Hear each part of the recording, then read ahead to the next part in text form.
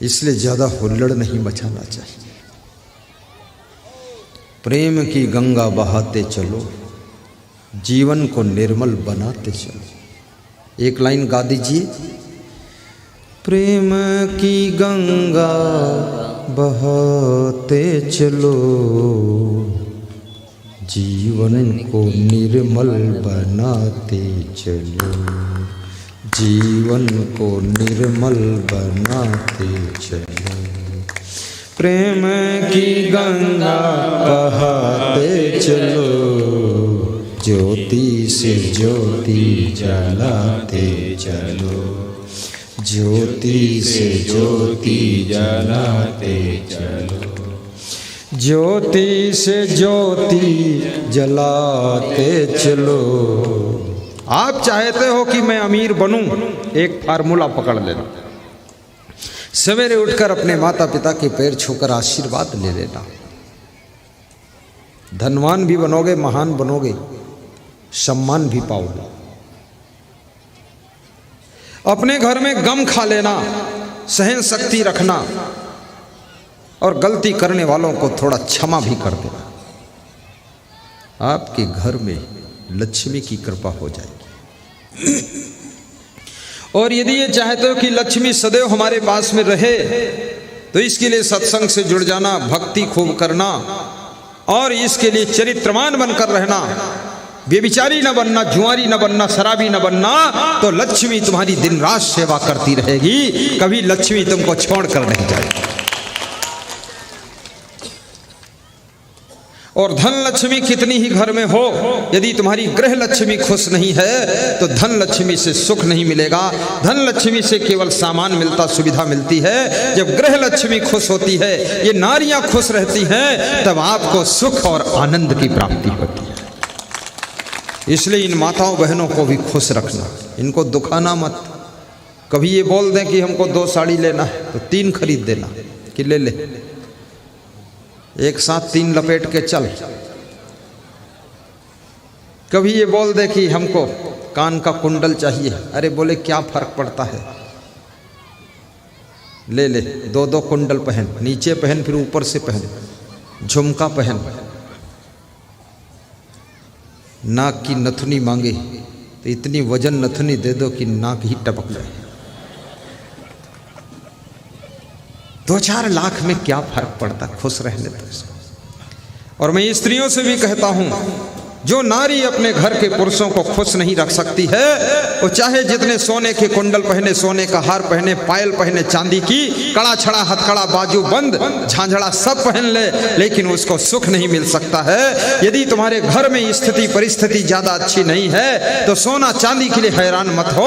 आपका सोना चांदी का हार पति की खुशी ही आपका सबसे बड़ा आभूषण है। उसको खुश रखिए, इससे आपको सुख मिलेगा। जितने लोगों की इच्छा है अगले साल फिर आना हमारे झारखंड में, वही लोग हाथ ऊपर उठा करके बता दें। साल में 1 बार आऊं कि 3 बार आऊं? अरे 3 बार आऊं कि यहीं रहूं? हैं? झारखंड में क्या मेरे लिए साल भर रोटी नहीं मिलेगी, चावल नहीं मिलेगा, सब्जी नहीं मिलेगी? क्यों नहीं मिलेगी? जरूर मिलेगी। 365 दिन होते हैं। अगर एक एक दिन एक एक घर में भोजन लूं तो यहाँ 10,000 लोग हैं, तो 10,000 दिन के बाद नंबर उस व्यक्ति का आएगा। और 10,000 में आपको पता है, मुझे पता है, मेरे 30 वर्ष निकल जाएंगे और 30 वर्ष में तो जिंदगी निकल जाएगी। तो सदा रह जाऊं तो क्या फर्क? झारखंड में प्रवचन करता रहूं, बिहार में भी करके आ जाऊं, यहीं से एरोप्लेन में बैठूं तो मध्य प्रदेश चला जाऊं, ये ठीक रहेगा कि नहीं? जिनके मन में इच्छा है कि झारखंड में आश्रम भी बना दो गुरुदेव, कम से कम घोंसला बन जाता है तो चिड़िया दिन भर के बाद शाम को वापस लौटकर वहां आती है तो गीत गाती है, और गीत गाती है तो पड़ोस के लोग सुनते हैं। तो आपका घोंसला आश्रम बन जाएगा, तो आप कम से कम कभी कभी लौट कर आओगे, तो आप प्रवचन के गीत गाओगे, तो झारखंड के लोग सुन करके आनंद पाएंगे। सबकी इच्छा है कि आश्रम बना दो, छोटा मोटा है इच्छा, तो इच्छा ऐसे थोड़ी पूरी होती, दोनों हाथ उठाकर ऊपर ताली बजानी पड़ती, ऐसे बजा दो। आश्रम एक झटके में बन जाएगा। कैसे बनेगा? जैसे बनेगा तैसे बनेगा, लेकिन बनेगा।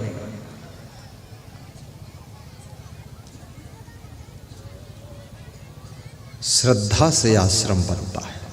आश्रम में श्रद्धा की ईंट लगती है, आस्था की सीमेंट लगती है, प्रेम की छड़ लगती है, और गुरुदेव की कृपा और आशीर्वाद का रंग रोगन लगता है। आश्रम खड़ा हो जाता है। मुझे लगता है बनेगा जरूर, क्योंकि यहाँ मुझे प्रेम बहुत मिला है। तुम्हें अच्छा लगा हो न लगा हो मेरे आने से, लेकिन तुम्हारे से मैं मिला हूँ ना, मुझे बहुत अच्छा लगा है। हालांकि ये महिलाएं कोई हमसे बात तो नहीं कर पाती, क्योंकि यहाँ की भाषा बोलती उड़ो उड़ो उड़ो उड़ो तो मैं समझता नहीं हूँ, लेकिन फिर भी आप खुश होते हो ना, हमें अच्छा लगता है। और मिलन तो जानते हो कैसे होता है? नज़र से नज़र ने मुलाकात कर ली, नज़र से नज़र ने मुलाकात कर ली, और रहे दोनों खामोश मगर बात कर ली, मगर बात कर ली। हमारी आपकी नज़र से नज़र की मुलाकात हुई है। न तुमने हमसे बात किया, न हमने तुमसे बात किया, लेकिन फिर भी इशारों में बात हो गई है। तुम भी समझ गए, हम भी समझ गए, और दोनों का प्रेम हो गया है। धन्यवाद है आपको। और ये गीत याद रखना कि प्रेम की गंगा बहाते चलो, ज्योति से ज्योति जलाते चलो। ईर्ष्यु घृणी न संतुष्ट, तीसरा लक्षण विदुर जी कहते हैं जो कभी संतुष्ट नहीं होता है। अभी जैसे हमारे भक्त अशोक शर्मा जी ने कहा था, मुझे गुरुदेव से यही आशीर्वाद चाहिए कि मेरा मन संतुष्ट रहे। बहुत बड़ा आशीर्वाद मांग लिया। करोड़ों मिल जाए, अरबों मिल जाए, सब कुछ मिल जाए, लेकिन संतुष्टि नहीं है तो ये मन खाली का खाली रहता है। और याद रखना, जिसके मन में संतुष्टि आ गई, कुछ मिले ना मिले, सब कुछ मिले ना मिले, जो मिले सो मिले, लेकिन मन सुख शांति से भर जाता है। संतोष। गोधन गज धन बाज धन और रतन धन खान, जब आवे संतोष धन सब धन धूरि समान। यदृच्छालाभ संतुष्टो द्वंद्वातीतो विमत्सरः, समः सिद्धाव सिद्धोपि च कृत्वापि न निबद्धते। संतोषामृत्रपता नाम तत्सुखम शांत चेतसाम, न च तद्धन लुब्धानाम इतश्च एतस्य धावताम। उपार्जितानाम वित्तानाम त्याग एव हि रक्षणम, तना गोदर संस्थानाम परिवाहि वाम्बसाम। सांतुल्यम तपो नास्ति न संतोषात् परम सुखम, न तृष्णाया परो व्याधि न च धर्मो दया समा। संतोष से बड़ा कोई सुख नहीं, लेकिन संतोष का अन्यथा अर्थ मत लगाना। काम ना करना संतोष नहीं है, काम ना करना आलस्य है। काम खूब करना, फिर उसमें जो फल मिले उसमें संतोष करना, इसका नाम संतोष है। कितने लोग संतोष का उल्टा अर्थ लगा करके कोढ़िया बनकर बैठे हैं, हाथ पर हाथ धर के बैठ गए, बोले संतोष हो गया, अब काम क्यों करूं मैं। ये संतोष नहीं हुआ है, आलस्य हुआ है। संतोष उसे कहते हैं कठोर परिश्रम करने के बाद जो उसका रिजल्ट मिलता है, उस रिजल्ट को पा करके खुश रहना, इसका नाम संतोष होता है। विद्यार्थी संतोष करे, पढ़ाई ना करे, एग्जाम ना दे, कहे संतोष हो गया, गुरुजी ने सिखाया। ये मैं सिखा रहा हूं, मैं ये सिखा रहा हूं। मन लगा करके पढ़ाई कीजिए, मेहनत करके पढ़ाई कीजिए, लगन से एग्जाम दीजिए, लेकिन रिजल्ट जो मिला है अब उसमें संतुष्ट हो जाइए। लगता है रिजल्ट आपके मन अनुकूल नहीं है तो नेक्स्ट ईयर में और अधिक मेहनत कीजिए। अतिशय रगड़ करे जो कोई अनल प्रकट चंदन से होई, रगड़ी मारो तुम। मेरे साथ में एक विद्यार्थी पढ़ता था, पढ़ने में कमजोर था, बुद्धि कम थी।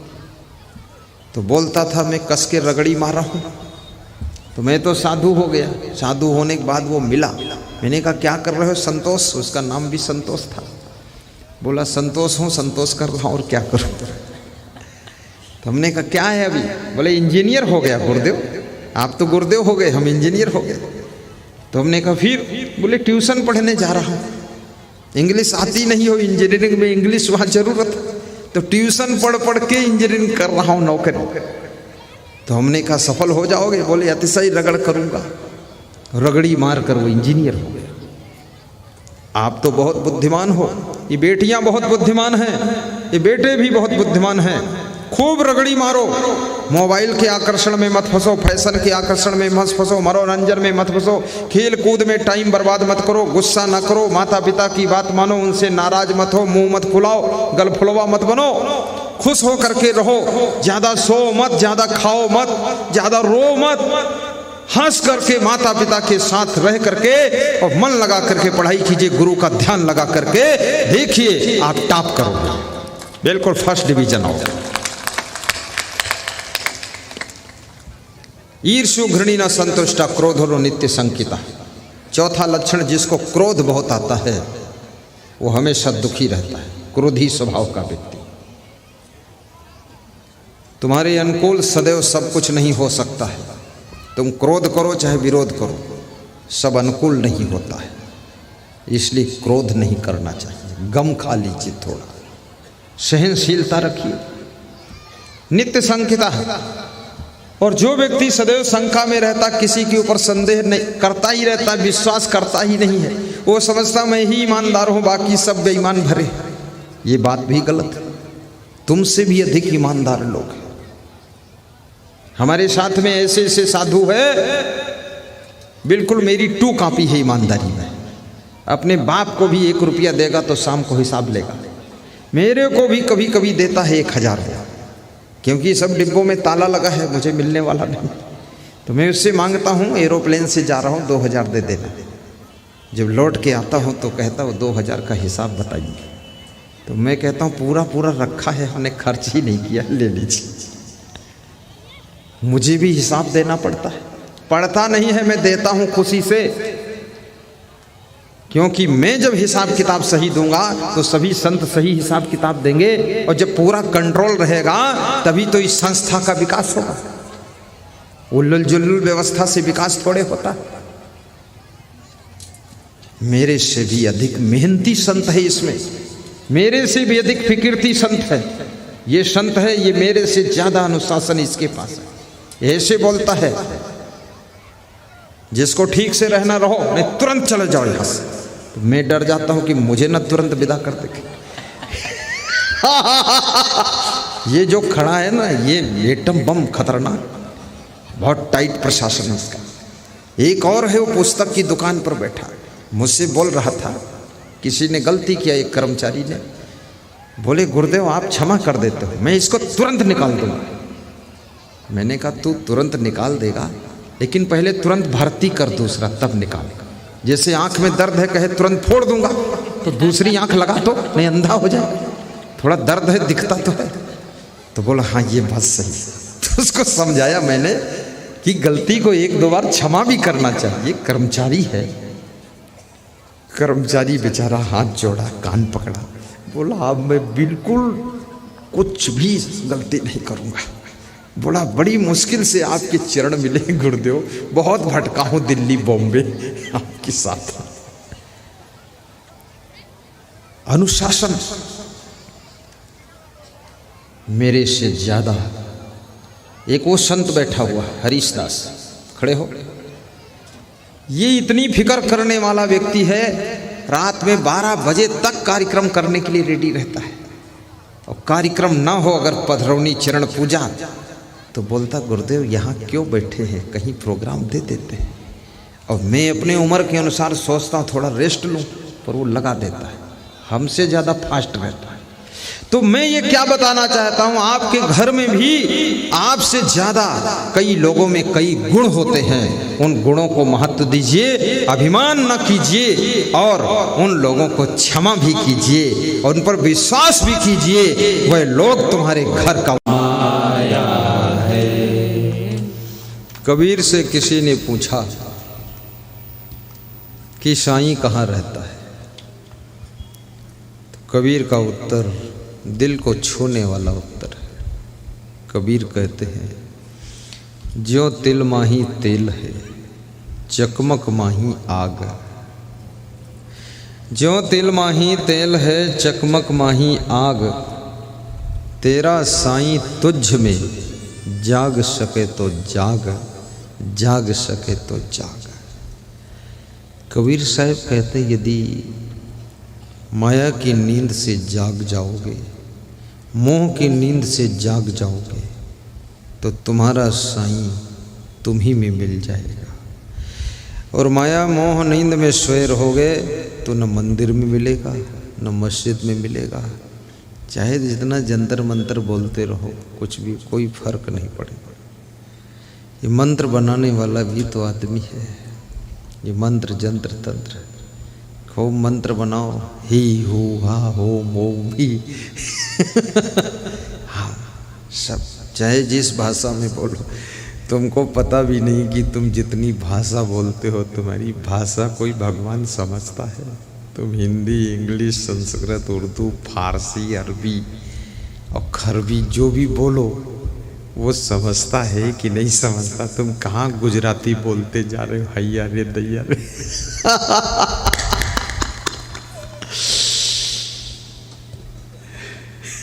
वहाँ तो भाव की पहचान है, भाषा का कोई मूल्य ही नहीं है। फालतू इलिल्ला उलिल्ला और इधर ला उधर ला, ओम नमः शिवाय, गणपति गंगवाय कहाँ से भाषा बोल रहे हो? मैं तो जब देखता हूँ लोग मंत्र जंत्र पढ़ते हैं ना, तो मुझे हंसी आती है। फालतू बोल रहा है, ये तेरी भाषा वो समझता भी है कि नहीं, इस बात को तू समझ पहले। जहाँ सब भाषाओं का अंत हो जाता है, जहाँ पर केवल भाव ही भाव रह जाता है, वहीं पर आत्मा जो है परमात्मा के रूप में बदल जाता है। जहाँ प्रेम का भाव है, श्रद्धा का भाव है, सेवा का भाव है, सहनशीलता का भाव है, गम खाने का भाव है, एक दूसरे के प्रति स्नेह का भाव है, वही भाव के अंदर से ही परमात्मा प्रकट होता है, आत्मा रूपी परमात्मा दिखाई देता है। ज्यों तिल माही तेल है, चकमक माही आग। तेरा साईं तुझ में जाग सके तो जाग। कबीर साहब जागने की बात कह रहे हैं। जागना है, किससे जागना है, कब जागना है, कैसे जागोगे? माया की नींद से जागना है, मोह की नींद से जागना है। उम्र बढ़ने के बाद शरीर की नींद कम हो जाती है। बहुत से लोगों को नींद आती नहीं है, बचपन में नींद जाती नहीं है, अज्ञानी की नींद जाती नहीं है, और जो अज्ञानी भी नहीं है वो ज्ञानी भी नहीं है, उसको नींद आती भी नहीं। नींद दो ही को आती है, खूब आती है, या तो ज्ञानी को नींद आएगी और या अज्ञानी को नींद आएगी। जो अज्ञानी है, जिसको कुछ ज्ञान ही नहीं है आगे पीछे क्या हो रहा है, वो बहुत सोएगा। और जो ज्ञानी है वो समझ गया जो हो रहा है वो ठीक ही हो रहा है, वो भी सो जाएगा। लेकिन जो ज्ञानी नहीं है और अज्ञानी भी नहीं है, ज्ञानी और अज्ञानी के बीच में फंसा है, तो वो नहीं सो पाता है, उसको फिर नींद नहीं आती। इसलिए बहुत से लोग कहते हैं हमको नींद नहीं आती है। पर कबीर कहते हैं जागो। तो किस नींद से जागना है? शरीर की नींद से जागने की बात कबीर नहीं कह रहे हैं। कबीर मन की नींद से जगाना चाहते हैं। मन की नींद, धन की नींद, मोह की नींद, लोभ की नींद, काम वासना की नींद, क्रोध की नींद, अभिमान की नींद, बहुत सी नींदों में सोया हुआ है जी। कठोपनिषद के ऋषि ने भी कहा है, उत्तिष्ठित जागृत प्राप्त वरान निबोधत क्षुरस्य धारा दुरत्या दुर्गम पथस्तत् कवयो बदंती। कि हे साधक, ये ज्ञान का मार्ग छुरे की तेज धार के सदृश मार्ग है। इस ज्ञान के मार्ग पर चलना बहुत कठिन, जैसे छुरे की धार पर चलना कठिन है। छुरे की धार पर चलो तो कट जाओ, ऐसे ज्ञान का मार्ग है। इसलिए विवेकानंद इस सूत्र का बहुत प्रयोग करते थे। ये कठोपनिषद का मंत्र है। उत्तिष्ठित माने उठो। कहाँ कहाँ तुम बुराइयों में बैठ गए हो, कहाँ कहाँ तुम अवगुणों में बैठे हुए हो, वहाँ से उठो। पहले उठने को कह रहा है ऋषि, उत्तिष्ठित। फिर कहता है जागृत, जागो, जाग जाओ, होश में आ जाओ। तुम बेहोश हो, मूर्छित हो, और होश में कौन ला सकता है? जब लक्ष्मण जी बेहोश हुए थे तो उनको होश में कौन लाया था? सुषेण वैद्य। और वैद्य कौन होता है? डॉक्टर होता है। और डॉक्टर कौन होता है? जो दवाई देता है। दवाई देता वो कौन होता है? वैद्य होता है। वैद्य कौन होता है? वही डॉक्टर होता है। फालतू बात। सोचो, मजेदार बात है। वेद, डॉक्टर, वेद उसे कहते जड़ी बूटी घिसता है। तो संजीवनी बूटी लाया कौन था? हनुमान जी। बताया कौन था? कौन बताया था? हैं? सुषेण वैद्य। और लाया कौन? हनुमान जी। और पिलाया किसको? लक्ष्मण जी को। होश आ गया। तो समझना इस बात को। रामायण में लिखा है वैद्य कौन है? सद्गुरु वैद्य, वचन विश्वासा। सद्गुरु को वैद्य कहा है मानस में कि सद्गुरु वैद्य। तो सद्गुरु वैद्य कैसे? क्या वो कोई बीमारी का इलाज करता है? शरीर की बीमारी का इलाज सद्गुरु नहीं करता है। शरीर की बीमारी का इलाज तो बहुत से डॉक्टर लोग करते हैं। MBBS, AMBS, BAMS doctor MD करके बैठे हैं, बोर्ड लगाकर, क्लिनिक खोलकर, हॉस्पिटल खोलकर। सरकारी हॉस्पिटल में भी इलाज होता शरीर की बीमारियों का। लेकिन शरीर से ज़्यादा जटिल बीमारी है मन की बीमारी, मानसिक बीमारी। ये मानसिक रोग, और मानसिक रोग का जो इलाज करता है उसको सद्गुरु कहते हैं। वो सद्गुरु वैद्य है, और उसकी वाणी, उसका ज्ञान, वही ट्रीटमेंट असली है। अपनी वाणी के द्वारा तुम्हारी मानसिक बीमारियों को दूर करता है। मन में बहुत सी बीमारियां हैं। काम, क्रोध, लोभ, मोह, ईर्ष्या, द्वेष, अहंकार, पक्षपात, छल, कपट, बुराई, नशा, व्यसन, फैशन, टेंशन, ये सब मन की बीमारी है। जो फैशन है ना, ये फैशन फालतू नहीं है, ये मन की बीमारी है। ये मन की बीमारी झलक कर बाहर आई, छलक कर बाहर आई। जैसे बाल्टी में ज़्यादा ऊपर तक भर दो तो छलक जाता है, ऐसे अंदर वासना भरी है, वो फैशन के रूप में छलक रही है। तो पेंट में छेद कर लेते हैं लोग, ये भी फैशन है। इतना अच्छा कपड़ा है पेंट का, मजबूत कपड़ा, जीन्स की पेंट, उसमें 2-3 जगह छेद करते हैं। जांग के पास छेद, घुटने पर छेद। चलो गनीमत है जो पीछे छेद नहीं किया। नहीं तो पूरा अमेरिका दिखाई पड़े, पागल कहीं का।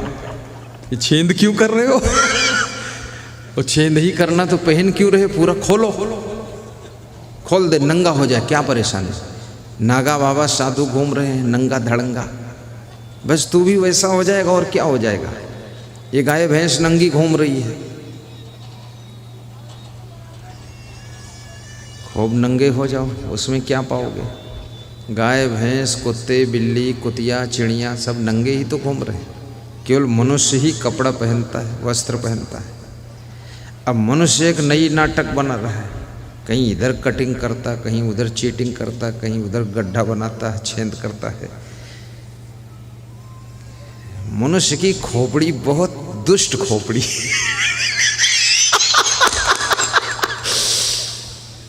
मैं तो इसको देखता हूं तो सोचता हूं, हे तो वास्तव में बहुत धूर्त आदमी फालतू काम करता है। इससे क्या मतलब क्या है?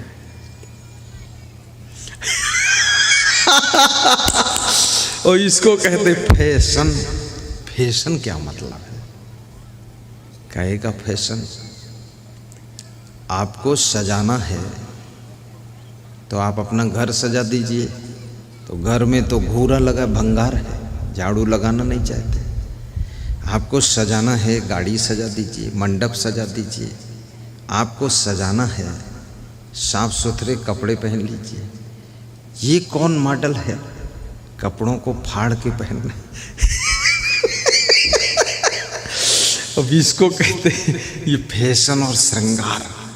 नंगम नंगा लाल।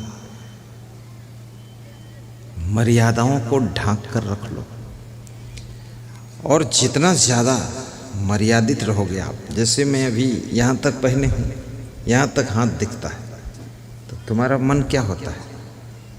और थोड़ा खिसक जाए, दिख जाए, क्या है? क्या है? वही है तुम्हारा हाथ, वही मेरा हाथ, और उसमें क्या तो ये जितना दुनिया में चल रहा है, इसमें दिमाग कितना लोग खर्च करते, कितना खराब करते खोपड़ा अपना। कुछ भी नहीं है। वासना, विषय भोग, इससे भी एक दिन तुम ऊब जाओगे, इससे भी हार जाओगे, इससे भी थक जाओगे, और इससे बहुत दुखी हो जाओगे, और इससे दूर भागोगे, फकीर बन जाओगे, साधु बाबा बन जाओगे। कुछ भी इसमें सार नहीं है। बहुत सी स्त्रियों को कहते मैंने सुना है, वे कहती हैं मेरा मन होता घर छोड़कर कहीं भाग जाऊं। तो मैं कहता हूं, जब तुम्हारा मन होता है कि घर छोड़कर कहीं भाग जाऊं, तब तो भाग सकती हो। कि कहीं भागना, तो चाहे कहीं भाग जाओ। एक निश्चित जगह पर भाग के जाना हो तो थोड़ा सोचना पड़ेगा, लेकिन कहीं भागना है तो चाहे कहीं भाग जाओ, क्या फर्क पड़ता। लेकिन भाग नहीं पाओगे, क्योंकि भागना भी कठिन है। कैसे भागोगे? अंदर भय भरा हुआ है कि कहीं भागेंगे और जैसा यहाँ मिला ऐसा भी ना मिला तो क्या होगा। दोनों दिन से गए पाड़े, ना हलवा रहे माड़े। इधर का छोड़ दिया, उधर मिला भी नहीं। आधी छोड़ पूरी को धावे, पूरी मिले ना आधी पावे। धोबी का कुत्ता, न घर का न घाट का। भाजपा छोड़ दिया और कांग्रेस में बैठक नहीं मिली। कांग्रेस छोड़ दिया, भाजपा में स्थान नहीं मिला। राष्ट्रीय जनता दल छोड़ दिया और नीतीश कुमार ने एंट्री नहीं दिया। अब बीच में घूम रहे धोबी कुत्ता, अब कहाँ जाए ये बहुत मुश्किल का काम। इसलिए कोई पुलिस का आदमी है वो भी नौकरी नहीं छोड़ पाता है।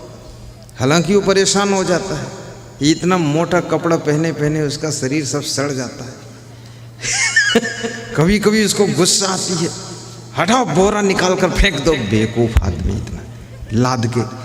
मेरे आश्रम पर नेपाल बॉर्डर में 5 पुलिस वाले मेरी ड्यूटी में थे, तो एक बोल रहा था, ये देखो ये बोरा से छुट्टी कब मिलेगी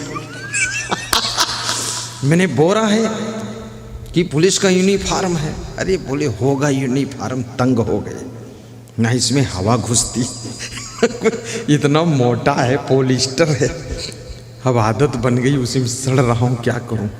लेकिन फिर भी नौकरी छोड़कर भाग नहीं सकता, क्योंकि भागे तो उसको ऐसा लगता है ये भी नहीं मिला तो क्या होगा।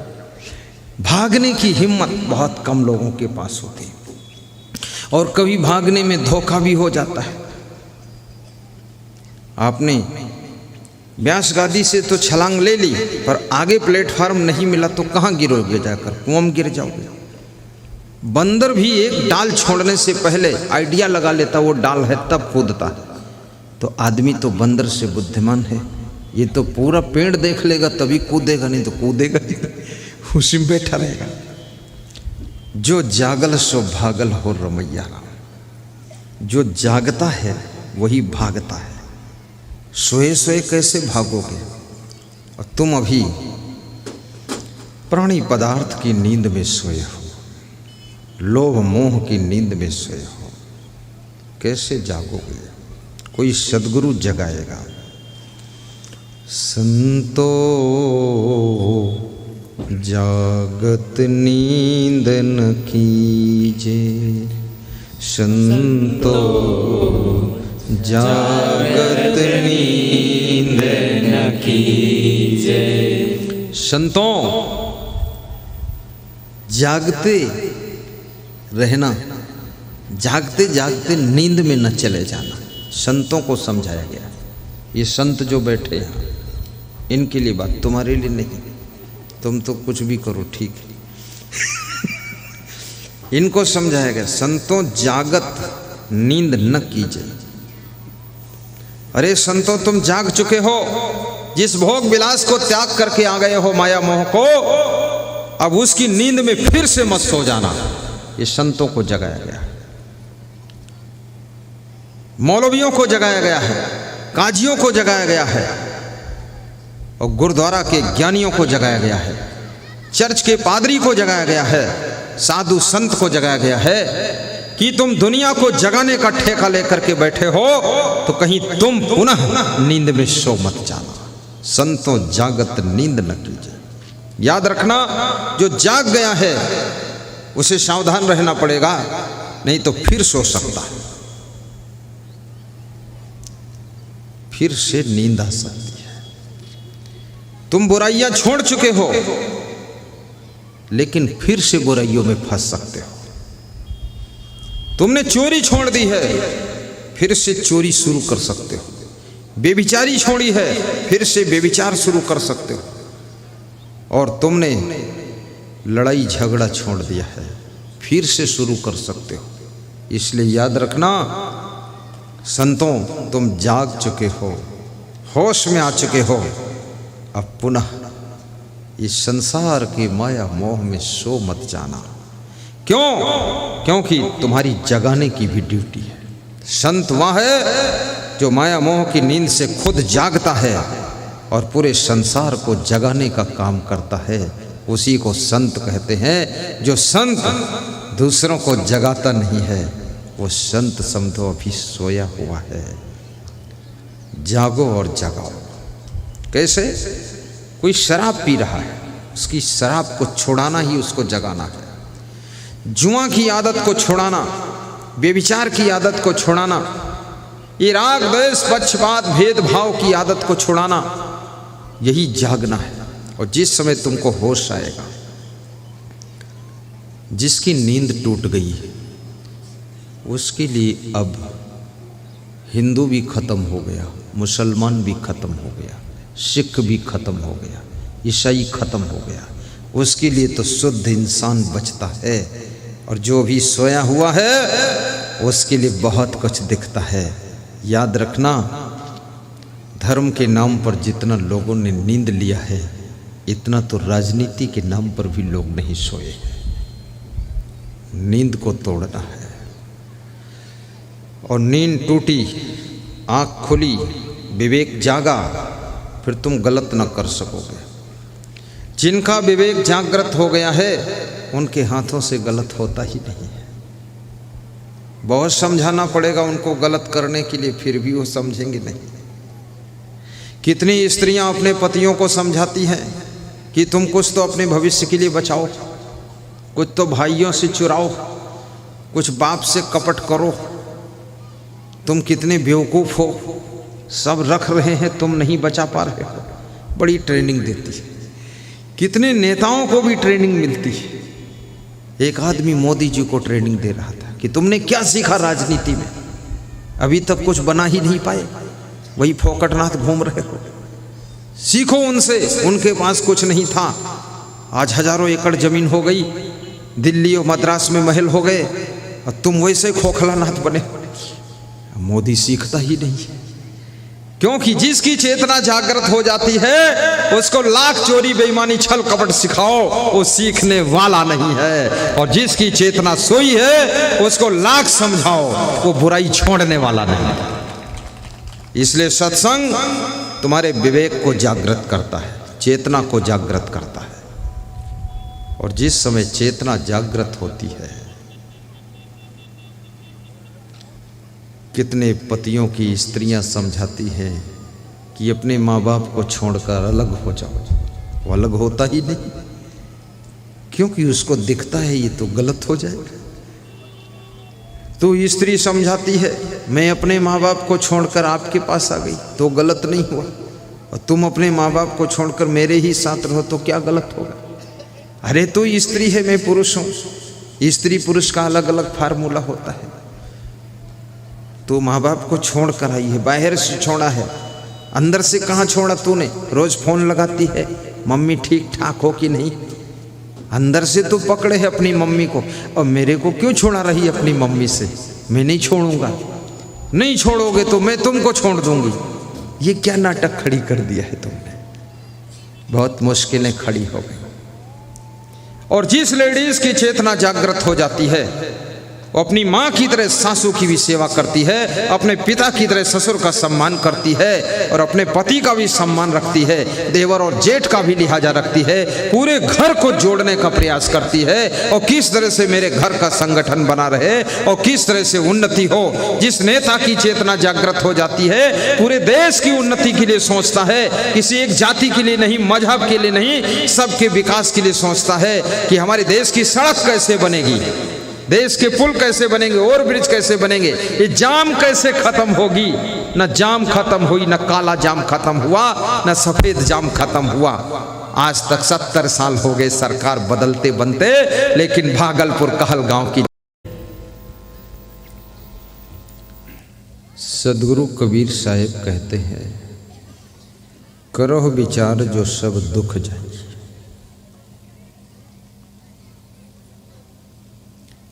किसके साथ में कैसा व्यवहार करना है,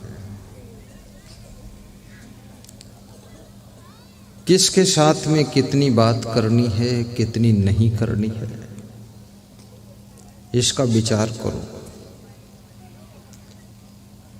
किसको क्या बोलना चाहिए, किसको क्या नहीं बोलना चाहिए, कब क्या कार्य करना चाहिए, क्या नहीं करना चाहिए, भोजन क्या खाना चाहिए, क्या नहीं खाना चाहिए, इसका विचार करो। नशा करना चाहिए कि नहीं करना चाहिए, इसका भी विचार करो। ये भी विचार करो कि नशा करने से क्या फायदा है। तुम पुड़िया खाते हो, गुटखा खाते हो, बीड़ी पीते हो, सिगरेट पीते हो, जरा थोड़ा सोचो और विचार करो, इससे लाभ क्या है। लाभ तो कुछ भी नहीं है, तो ये सोचो इससे हानि क्या है। पैसे की हानि है, स्वास्थ्य की हानि है, समय की हानि है, दांत गंदे हो जाते वो भी हानि है, मुंह से बदबू आती वो भी हानि है। तो जिस चीज को खाने पीने में हानि ही हानि हो, तो क्या बुद्धिमान व्यक्ति को उसे खाना पीना चाहिए? कभी नहीं खाना पीना चाहिए। इसलिए आज संकल्प ले लो, कोई नशा नहीं करूंगा। और बिहार सरकार ने शराब पर बंदी लगा दिया है। बिहार प्रदेश में शराब की दुकानें नहीं है ना, नहीं है। अब बहुत कम लोग पीते होंगे, पीते होंगे तो झारखंड से मंगा लेते होंगे, हैं? वहीं चले जाते, पी के आ जाते। झारखंड में जाकर पी लेते हो, बिहार में नशा में पड़े रहते। पीना है तो सत्संग की शराब पियो, सेवा की शराब पियो। सेवा का नशा चढ़ना चाहिए, सत्संग का नशा चढ़ना चाहिए। और भक्ति का नशा चढ़ना चाहिए। जैसे मीराबाई के ऊपर भक्ति का नशा चढ़ा था, प्रहलाद के ऊपर भक्ति का नशा चढ़ा था। होली का पर्व प्रहलाद की याद का पर्व है। प्रहलाद ने ऐसी अखंड भक्ति किया था जिससे उनके नाम से साल में एक बार होली का पर्व मनाया जाता है। उनके पिता हिरण्यकश्यप ने प्रहलाद को बहुत दुख दिया था कि भक्ति छोड़ दो। उन्होंने भक्ति नहीं छोड़ा, फिर भी दुख दिया। प्रहलाद की अखंड भक्ति के कारण प्रहलाद का नाम अमर हो गया था। प्रहलाद ने कहा, पिताजी मर जाऊंगा लेकिन भक्ति नहीं छोड़ूंगा। मृत्यु स्वीकार है पर भक्ति नहीं त्याग कर सकता। हिरण्यकश्यप भी सोच में पड़ गए कि मैं राक्षस हूं, मेरा बेटा इतना भक्त कैसे पैदा हो गया। मिट्टी तो मिट्टी है, लेकिन मिट्टी में कभी कभी सोना भी पैदा हो जाता है। तुम तो साधारण हो, लेकिन कभी कभी तुम्हारे द्वारा बहुत बुद्धिमान पुत्र का जन्म होता है। नरेंद्र मोदी की माता पिता तो साधारण थे, लेकिन उनके द्वारा नरेंद्र मोदी जैसे ऐसे महान पुत्र का जन्म हुआ जो आज भारत देश का नेतृत्व कर रहा है, प्रधानमंत्री बनकर बैठा हुआ है। कौन सी साधारण मां किस महान पुत्र को जन्म दे देगी। वीर शिवाजी की माता जीजाबाई, जिन्होंने वीर शिवाजी को जन्म दिया था। हिंदू धर्म की रक्षा के लिए वीर शिवाजी ने बहुत बड़ा काम किया था। स्वामी विवेकानंद की मां, उनको जन्म दे करके धर्म की रक्षा का काम करती है। माताओं बहनों से मैं कहूंगा, पुत्र एक हो या दो हो, लेकिन जो हो देशभक्त हो, गुरु भक्त हो, गौ भक्त हो, धर्म की रक्षा करने वाली संतान हो। केवल खाना पीना भोगना नहीं, बल्कि देश के लिए जिसकी सांस चलती हो, गायों की सेवा के लिए जिसकी शक्ति लगती हो, माता पिता का सम्मान बढ़ाने के लिए जिसके कर्म होते हो, और गुरु की भक्ति के लिए जो सत्संग समागम में सेवा करता हो, ऐसी संतान को जन्म देना, तुम्हारा नाम भी अमर हो जाएगा।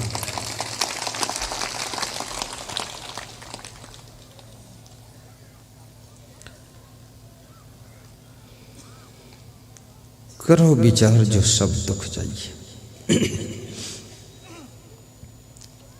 श्री कृष्ण अर्जुन से कहते हैं, अर्जुन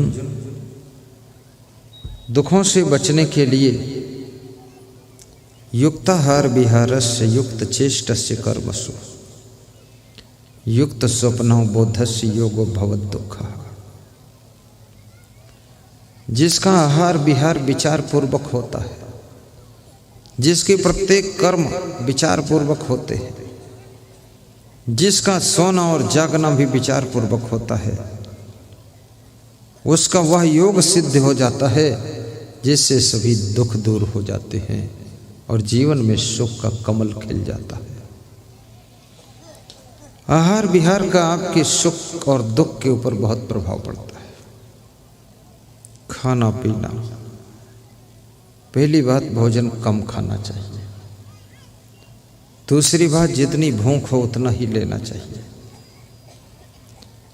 अगर आप 5000 लोग भोजन करते हो, एक एक रोटी फेंकते हैं, और 5000 रोटी फेंक दिया, और एक आदमी अगर 2 रोटी खाता है तो 2500 लोगों की तुमने भोजन की रोटी फेंका है। ये बहुत बड़ा पाप है। कितने लोगों को देखता हूँ, जब खाने बैठते हैं तो लालच में ज़्यादा ले लेते हैं, जब खा नहीं पाते हैं चुपके से चुरा कर फेंकते हैं जाकर। नासिक में कुंभ मेला हो रहा था, सीताराम बापा का भंडारा चल रहा था, वहाँ मैं गया। मेरे साथ एक भक्त भी गया था। उस भक्त ने वहाँ भोजन ले लिया, एक पूड़ी छिपा करके फेंकने के लिए चला, तो वहाँ के कार्यकर्ता ने उसको रोक लिया, पकड़ लिया, बोला ये पूड़ी लिए जा रहे हो फेंकने, इसको बैठकर खाओ। तो इसको बैठकर खाना पड़ा। तो थोड़ी सब्जी बचा लिया और उसको फेंकने के लिए चला, तो दूसरा कार्यकर्ता पकड़ लिया, बोले रुको इधर आओ, ये सब्जी फेंकने क्यों जा रहे हो। बाद को उस भक्त ने मुझे कहानी सुनाई, तो मैंने कहा ये सीताराम बापा का भंडारा है, और जो अन्न का अपमान करता है वो कभी अमीर नहीं हो सकता है, और जो अन्न का सम्मान करता है, एक एक दाने को संभालता है, वो कभी गरीब नहीं हो सकता है, कभी गरीब नहीं हो सकता है।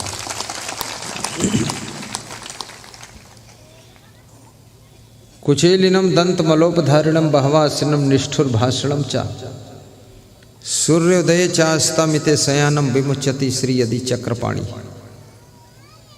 मैले वस्त्र पहनने वाले को, दांतों पर मैल लगा कर रखने वाले को, अधिक भोजन खाने वाले को, गाली बकने वाले को, कठोर बोलने वाले को, सूर्योदय और सूर्यास्त के समय सोने वाले को लक्ष्मी छोड़कर चली जाती है, चाहे वो विष्णु भगवान क्यों ना हो, उसके घर में दरिद्र करके बैठ जाता है।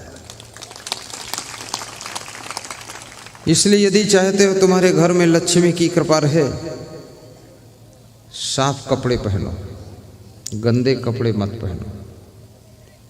कितनी महिलाएं नाक पोंछ करके साड़ी में लगा लेती, बच्चे की नाक पोंछकर साड़ी में चिपका लेती, अपनी नाक भी साड़ी में चिपका देती, और कभी मेरे चरण धोती है तो उसी साड़ी से चरण पोंछ देती कि थोड़ा मेरी फैक्ट्री का माल तुम भी ले जाओ महाराज। मेरा संत मना करता रहता रुको रुको मत पोंछना, तो महिला बोलती है तुमको क्या पता, ये स्पेशल कंपनी का माल है, थोड़ा गुरु जी को प्रसाद मिलना चाहिए। ये गंदगी, जहां जहां गंदगी रहती है वहां वहां गरीबी रहती है। कितने लोगों के द्वार पर सब पेशाब पड़ी है, लेटरिन पड़ी है, सामने बैठे रहते हैं, लेटरिन का दर्शन करते रहते हैं। जब वो पुरानी हो जाती है तो फिर उनका छोटा बच्चा आकर लेटरिन कर देता है, ताजी लेटरिन का दर्शन करते, पूरा नरक भोग रहे। बातें लंबी चल रही, एक शौचालय नहीं है। मेहनत करो इतनी कि अच्छा मकान भी बनाओ, अच्छा शौचालय भी बनाओ, अच्छा रसोई घर भी बनाओ, किचन के बर्तन भी अच्छे रखो, अच्छी गाड़ी भी खरीदो, 4 पहिए वाली गाड़ी। गले में हार हो ना हो, लेकिन घर में कार होना चाहिए। साड़ी सस्ती हो लेकिन गाड़ी महंगी होना चाहिए। 4 साड़ी काफी है।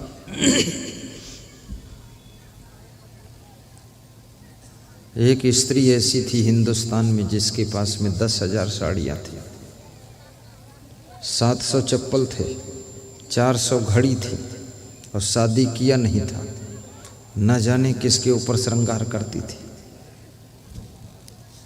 10,000 साड़ी, उसकी साड़ी संभालने के लिए 10 नौकर लगे थे, साड़ी चप्पल घड़ी संभालते रहते। अब कहती थी मैं देश की उन्नति कर रही। अरे साड़ी की उन्नति कर रही कि देश की उन्नति कर रही? बहुत ज़्यादा कपड़े भी मत रखो, फालतू सामान खरीद कर घर में मत भरो। दिवाली में जब सफाई करते हो तो बहुत सारा सामान फालतू निकाल करके दान दे दो, बांट दो। पुरानी कुर्सियां भी दान कर दो। पुराने गद्दे रजाई दान कर दो, गरीबों को दे दो, नया खरीद लो, फर्स्ट क्लास रखो। थोड़ा दान भी किया करो। दान करने से पुण्य बढ़ता है और पुण्य से लक्ष्मी की कृपा होती है।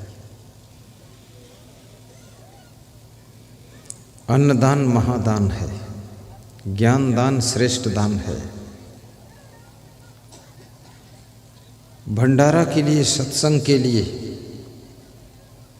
धन दान और अन्नदान का बड़ा महत्व है। 18 गांव में जो कार्यक्रम हो रहा है, कृपया आवाज़ बहुत तेज हो गई, कम कर दीजिए। इस 18 गांव के कार्यक्रम में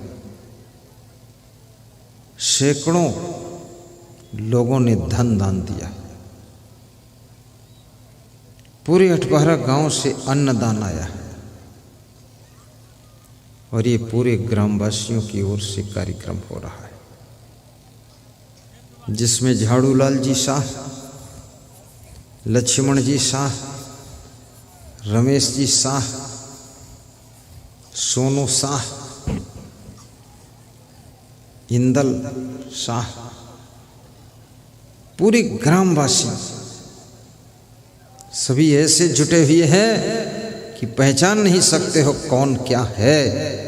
लगता है घर घर में त्योहार हो रहा है, ऐसा प्रोग्राम हो रहा है।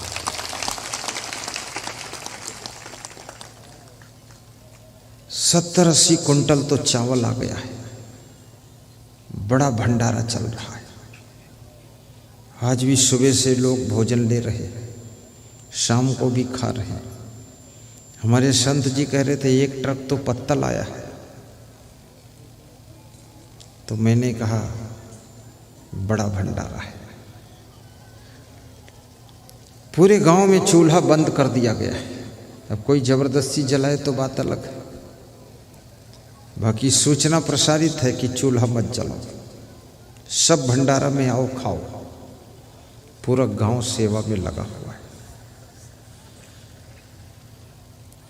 सत्संग समागम के लिए, भंडारा के लिए, गुरु सेवा के लिए, कुंभ मेला के लिए, आश्रम बनाने के लिए, मंदिर निर्माण के लिए, कन्यादान के लिए, गरीबों को सहयोग के लिए, जो अपना तन मन धन अन्न अर्पित करता है उसे दानी कहा जाता है। और दानी कभी दुखी नहीं होता है, उसको खुशियां जरूर मिलती है।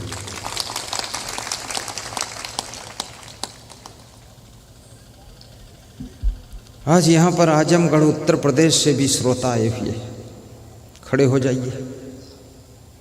आजमगढ़ उत्तर प्रदेश के श्रोता है। बता रहे थे मोबाइल के यूट्यूब में सुनता था, सुनते सुनते ऐसी लगन लग गई कि आजमगढ़ जिला उत्तर प्रदेश से मैं चल पड़ा और 18 गांव में आकर के गुरुदेव आपका दर्शन पहली बार मिला। ताली बजाकर इनका सम्मान, इनको अच्छी जगह सुलाना। कासिमपुर के निवासी श्री छोटेलाल जी, उनके पुत्र अजय विजय, इन दोनों मूर्तियों को आप कासिमपुर लिए जाना और कल साथ में लेकर आना। इनको अपनी जीप में बिठा ले जाना और माल खिलाना, इनका दिल खुश हो जाए, इनको लगे बिहार में भी बहुत बड़ा प्रेम है। गत वर्ष कासिमपुर में प्रोग्राम हुआ था। वहाँ के आयोजक भक्त लोग आए हैं। खड़े हो जाओ कासिमपुर वाले, कैमरा घुमा दो उधर। अशोक मंडल, बाबूलाल जी, छोटेलाल जी, अजय कुमार, विजय कुमार कुशवाहा, क्या बात, आनंद आ गया। सब खड़े हैं उधर, बैठो, आशीर्वाद है। छोटेलाल कुशवाहा हमारे आश्रम उत्तर प्रदेश नेपाल बॉर्डर गए थे, पता लगाने गए थे असली साधु है कि नकली है। लोट कमंडल लिए ढोंगी घूम रहा है। पूरा थाह लगा लिया, आश्रम देख लिया, सब समझ लिया, तब भरोसा हो गया कि असली है। अब इसको मजबूती से पकड़ना है। पकड़ लिया।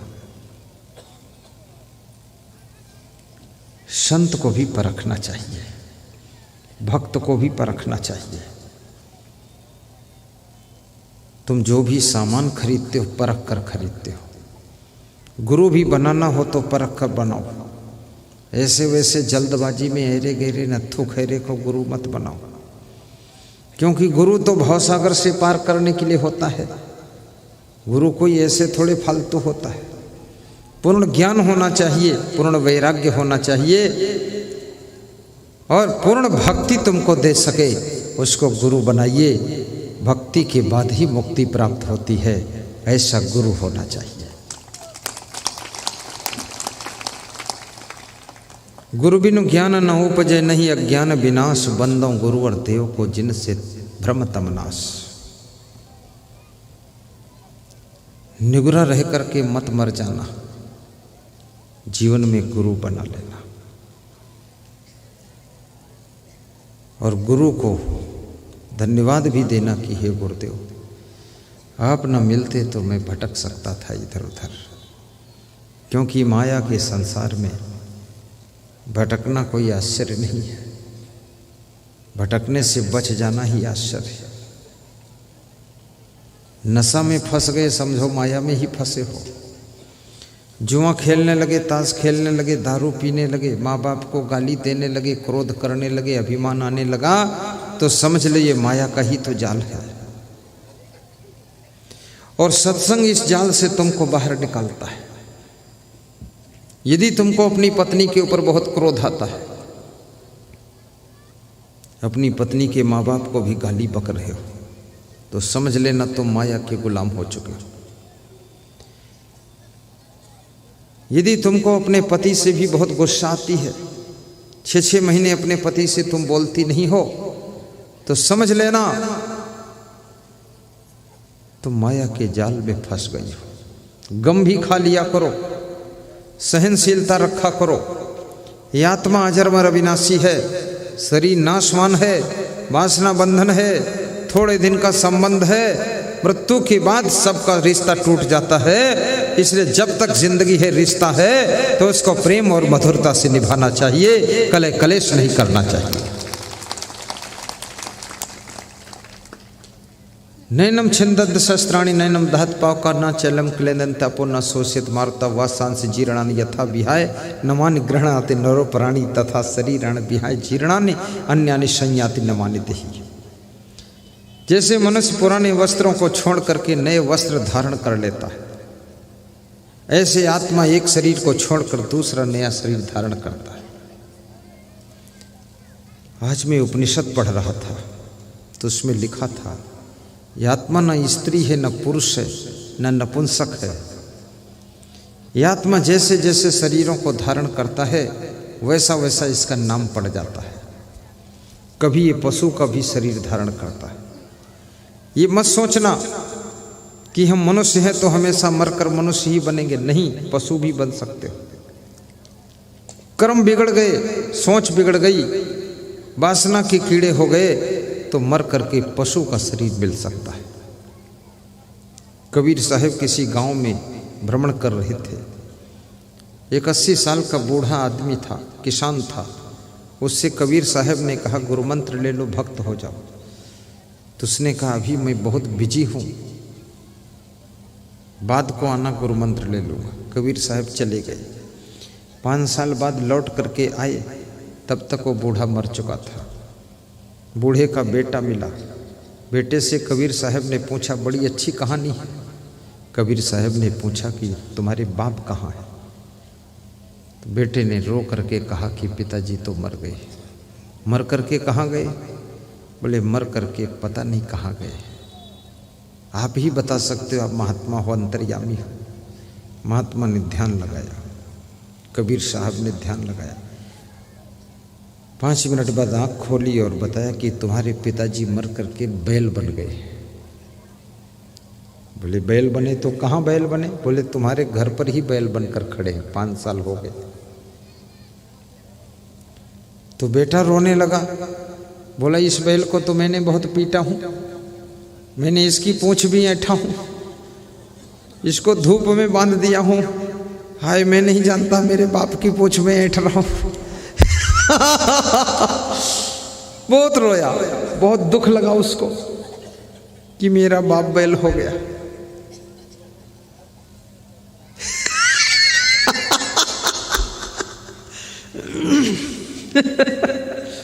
अभी इसमें जितने लोग बैठे सब सावधान हो गए। बैल की पूंछ नहीं ऐठेंगे लोग, क्योंकि बाप की पूंछ ऐठ रहे हो।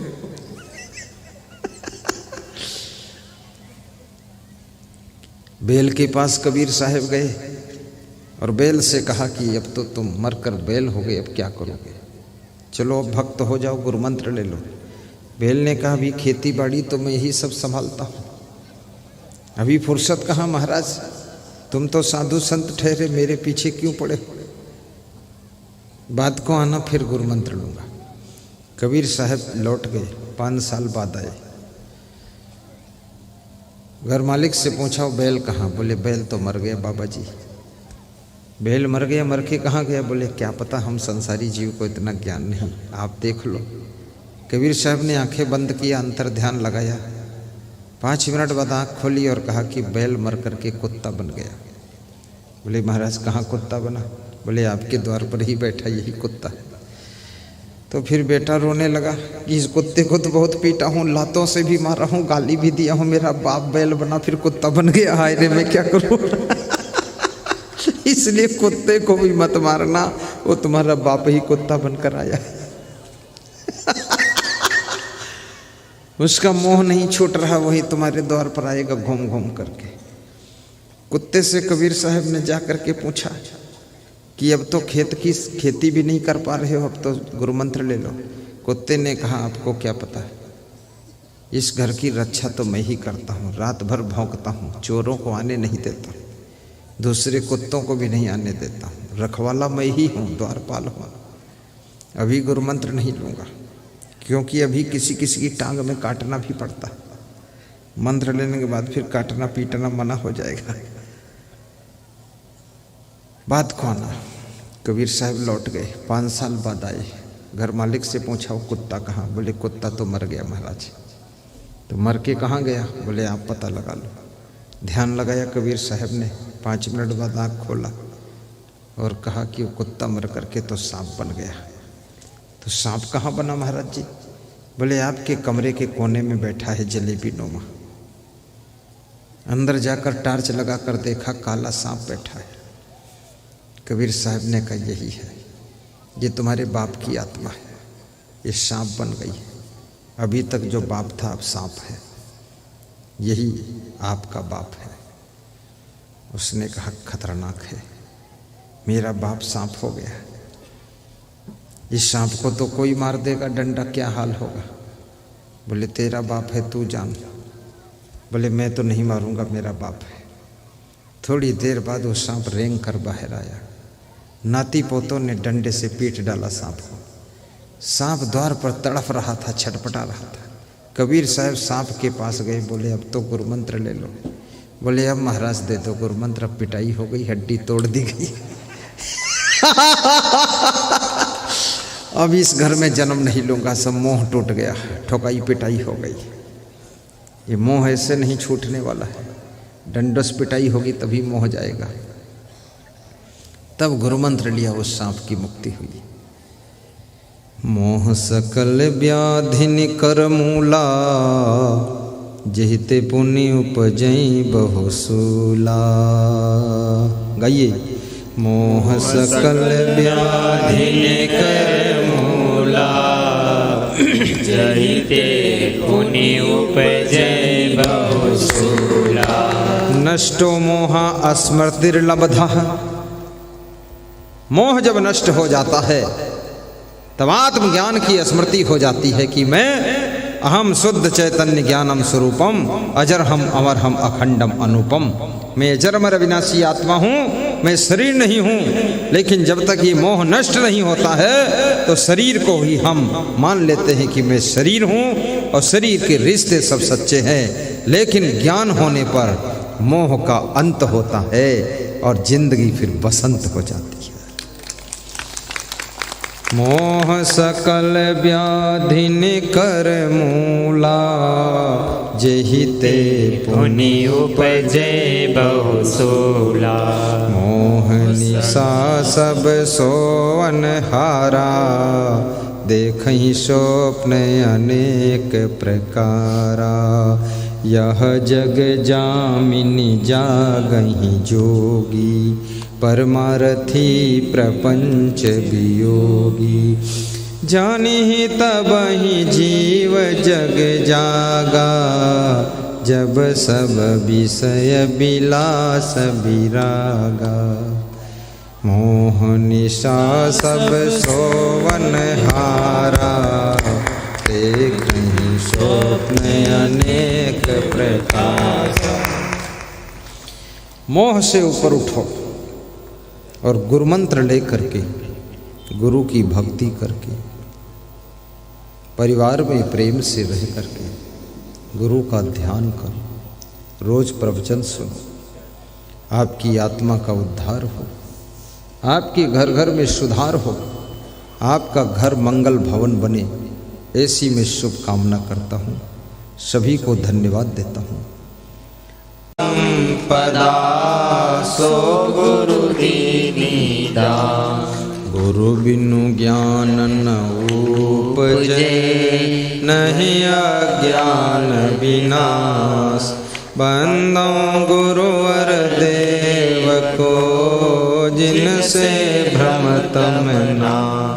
बंदो गुरुवर देव को, जिनसे भ्रमतम नाश। आत्मज्ञान, ब्रह्म ज्ञान, परब्रह्म ज्ञान, परमात्म ज्ञान, निस्वरूप का ज्ञान, जगत का ज्ञान, भौतिक ज्ञान, आध्यात्मिक ज्ञान, लोक परलोक का ज्ञान, विभिन्न प्रकार का ज्ञान होता है। ज्ञानम लब्ध्वा पराम शांतिम अचिरेण अधिगच्छति। जो आत्मज्ञान को प्राप्त हो जाता है, परम शांति को प्राप्त कर लेता है। जब तक आपको आत्मज्ञान नहीं होगा, तब तक आपको अच्छी नींद भी नहीं आएगी। कितने लोगों को अच्छी नींद नहीं आती है, कितने लोगों को तो गहरी नींद नहीं आती, कितने लोगों को बहुत देर तक नींद नहीं आती, और कितने लोगों को तो नींद आती ही नहीं। उनको पता ही नहीं चलता कब आई कब गई। बड़ी समस्या हो गई, बॉडी बैलेंस बिगड़ गया, नींद नहीं आती है, क्योंकि आत्मज्ञान नहीं। आत्मज्ञान हो जाए तो आप समझ जाओगे जगत नाशवान है, परिवार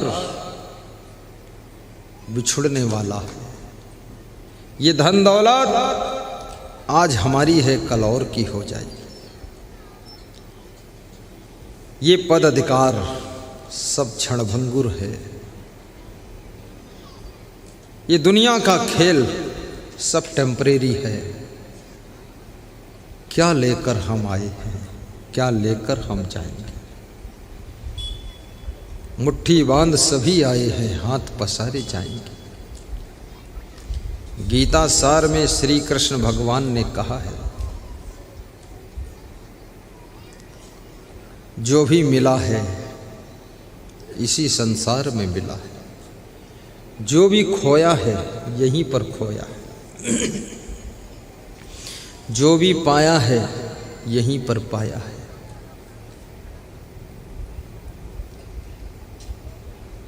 क्या लेकर आए थे, क्या लेकर जाओगे।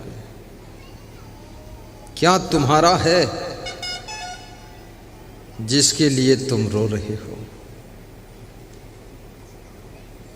क्या ऐसा तुमने पाया है जो खोने वाला नहीं है। ये तुम्हारा शरीर भी एक दिन मृतक होने वाला है। कबीर साहब बहुत मजे की बात कहते, ये न जाने हमहू मर जेबे, टका दिस बिढ़े और नहीं खाइबे। कबीर साहब कहते हैं कि तुम्हारे दादाजी मर गए, उनके लिए तुम रो रहे हो, लेकिन ये भी तो जान लो कि तुम भी एक दिन मर जाओगे, तो तुम्हारे लिए कौन रोएगा?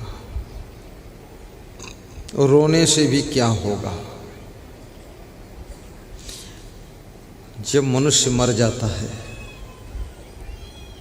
उसके पीछे कितने लोग उसकी लाश पकड़कर रोते हैं, लेकिन रोने से भी क्या होता है? क्योंकि लाश तो लाश है, वो सुनती नहीं, समझती नहीं। और सुनने समझने वाला जो पंछी था, आत्मा पंछी, वो शरीर छोड़कर चला गया। समझना बात को। वो आत्मा पंछी रूपेश शरीर छोड़कर चला गया, और शरीर ये लाश पड़ा है, और लाश को पकड़ के रो रहे हो, छाती कूट रहे हो, पीट रहे हो, आहा हा हा हा, ओ हो, और कह भी रहे हो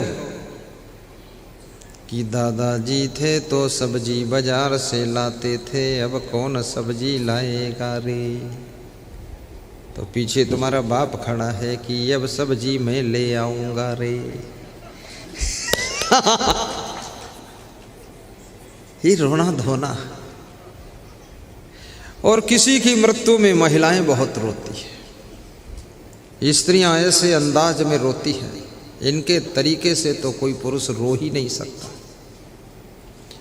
एक सेंटेंस लंबा कुछ बोलती है, उसके बाद पूरा अध्याय खत्म हो जाता, तब फिर रोती है। फिर दूसरा सेंटेंस बोलती है, उसके बाद फिर रोती है। और ऐसे रोती है कि पुरुष भी देखता है इनको रोते हुए तो उसका भी धैर्य टूटने लग जाता है। बहुत रोना धोना। आखिर ये इतने दिन सत्संग सुनने का अर्थ क्या है, महत्व क्या है? ये सत्संग के ज्ञान को उसी परिस्थिति में प्रयोग कीजिए।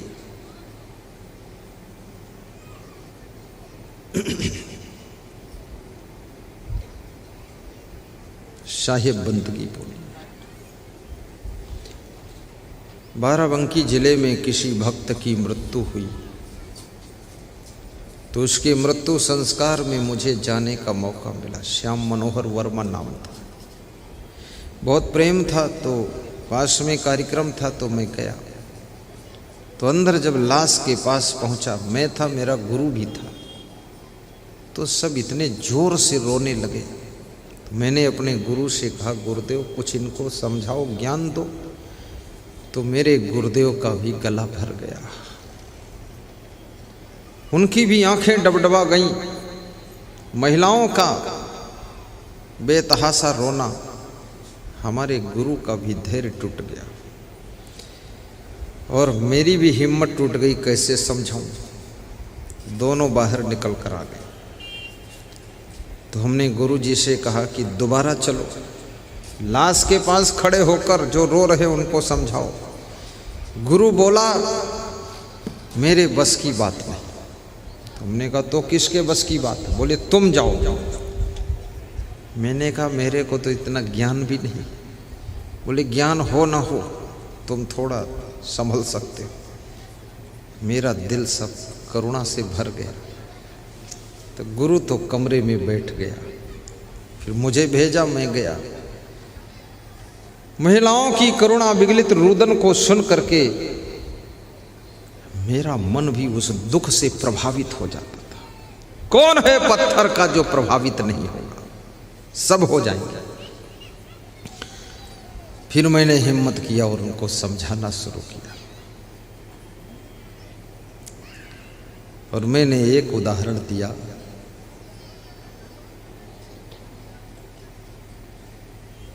कि माता लोग, जो तुम सब इतना रो रही हो, तुम्हारे रोने से इनकी आत्मा की सद्गति रुक जाएगी। रोना तो उसके लिए चाहिए जिसने जिंदगी भर पाप किया हो, क्योंकि उसकी आत्मा नरक जा रही है। लेकिन जिसने जिंदगी भर पुण्य किया है, दान किया है, तपस्या किया है, साधना किया है, साधु संत का प्रवचन सुना, सत्संग सुना, भक्ति किया, उसके लिए रोना नहीं चाहिए, उसके लिए शुभ कामना करना चाहिए कि आपकी सद्गति जल्दी हो। क्या रो रो करके इनको नरक में ढकेलना चाहती हो तुम लोग? तो महिलाएं सब चुप हो गई। हमने कहा बिल्कुल मत रोना, जब गुरुजी आ गए फिर भी तुम रो रही हो। इतना इस भक्त को ज्ञान था।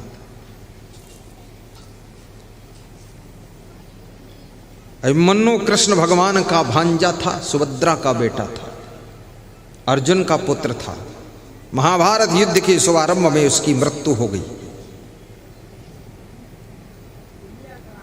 कृष्ण का भांजा मरा पड़ा हुआ है और मरे हुए अभिमन्यु के लाश में जयद्रथ लात मारता है। कुछ लोग जिंदा को नहीं मार पाते तो मुर्दा के भी मार देते। मूर्ख बहुत है संसार में, अंदर की गुस्सा निकाल देते हैं कि अब ठोक दूंगा थोड़ा। लेकिन मरे को मारना, मरे को मारने वाला वो जिंदा रहते हुए भी वो पहले ही मर चुका है। इतनी अकल नहीं है कि उस मरे को मार रहे हो।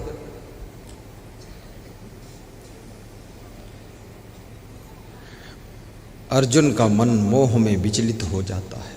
अर्जुन कहते हैं सूर्यास्त से होने से पहले पहले चिता में जलकर मर जाऊंगा यदि जयद्रथ से बदला ना ले लिया। मेरे बेटे को लात मारा है। लात मारने का रिजल्ट कभी अच्छा नहीं होता, इसलिए याद रखना, लात चांद समझकर चलाना। विभीषण ने लात मारा, विभीषण को लात मारा था रावण ने, तो रावण जान से मारा गया था विभीषण के ही कारण से। ये लात की मार जान को खत्म कर सकती है। और जयद्रथ ने लात मारा था मन्नु की लाश में, तो जयद्रथ की भी शाम तक लाश हो गई थी। विष्णु भगवान को लात मारा था भृगु जी ने, आज तक भृगु जी की पूजा संसार में नहीं होती है। इसलिए बुद्धिमान व्यक्ति जब किसी को लात लग जाती है चलते समय, रास्ता निकलते समय, तो उसके पैर छू करके वो पश्चाताप कर लेता है कि माफ करना, आपकी लात लग गई, और इस पाप से छुटकारा पा जाता है। माताओं बहनों के तो कभी लात मत मारना।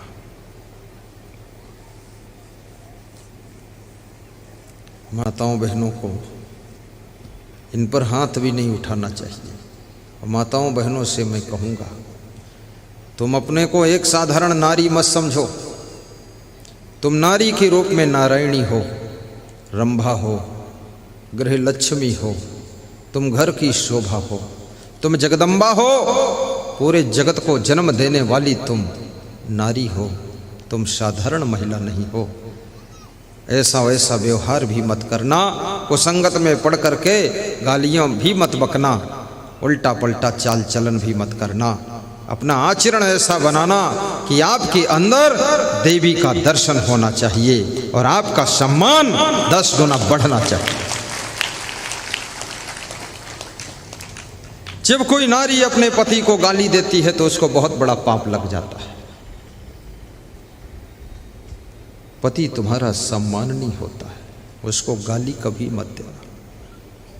पति से बात भी मत लड़ाना। पति के पैर छूना सुबह शाम और कहना कि पति देव तुम्हारी वजह से ही मेरा सुहाग है, माथे पर सिंदूर है, हाथों में चूड़ियाँ खनकती है, पाँवों में पायल बजती है, अंगुलियों में अंगूठी दमकती है, ये सब आपकी कृपा से ही हो रहा है। इसलिए पति का आदर करने वाली नारी स्वयं आदर के योग्य हो जाती है।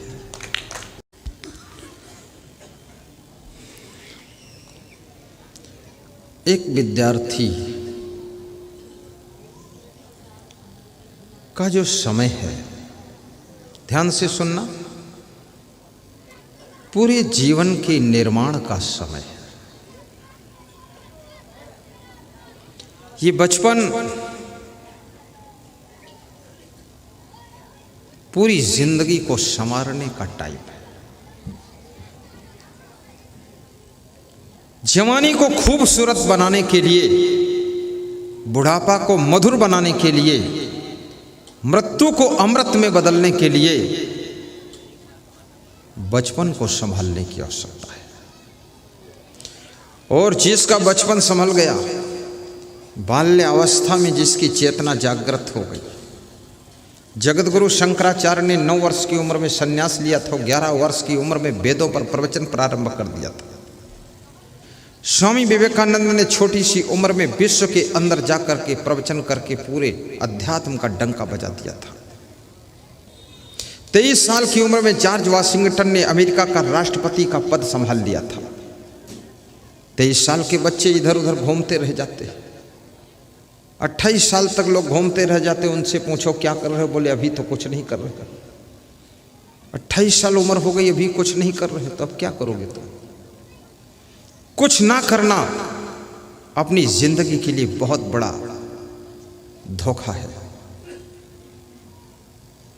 क्योंकि जो समय बीत जाता है वो लौट कर पुनः नहीं आता है। उस समय में तो कुछ करो या कुछ ना करो। आरती का दर्शन चल रहा है, दर्शन करते रहिए, हाथ घुमाकर मस्तक में लगाइए और आरती की थाल में अपनी श्रद्धा भी अर्पित करते रहिए।